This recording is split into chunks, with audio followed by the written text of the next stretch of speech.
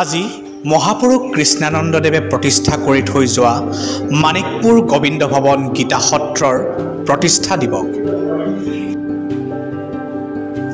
অসমৰ পঞ্চমগৰাকী মহাপুৰুষ হিচাপে খ্যাত লেখক অনুবাদক স্বাধীনতা সংগ্ৰামী শ্ৰী শ্ৰী কৃষ্ণানন্দদেৱে 1357 ভাস্কৰাব্দৰ 16 বহাগত মাণিকপুৰ গোবিন্দ ভৱন গীতা সত্ৰ প্ৰতিষ্ঠা কৰিছিল।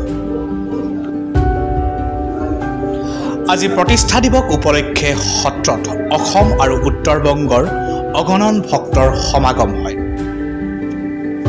হৰি নামেৰে মুখৰিত হৈ পৰে সত্ৰৰ প্ৰাংগণ।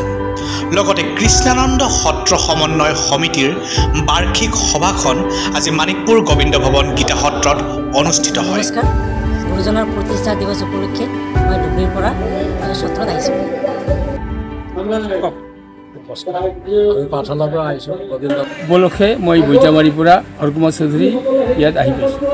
নমস্কাৰ, আজি 16 বহাগ 30 এপ্ৰিল আজি আমাৰ মাণিকপুৰ গোবিন্দ ভৱন গীতা সত্ৰৰ প্ৰতিষ্ঠা দিৱস আৰু এই প্ৰতিষ্ঠা দিৱস উপলক্ষে অগণন ভক্তৰ ইয়াত সমাৱেশ হয় আৰু আমাৰ যিখন কেন্দ্ৰীয় সমিতি সেই কেন্দ্ৰীয় সমিতিখনো আজি আমাৰ অনুষ্ঠিত হয়।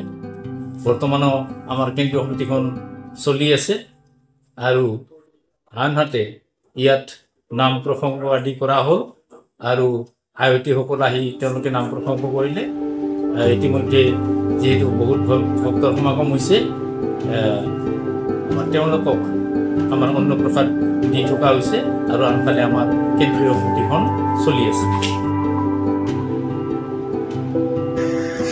Staff report, News Time 3.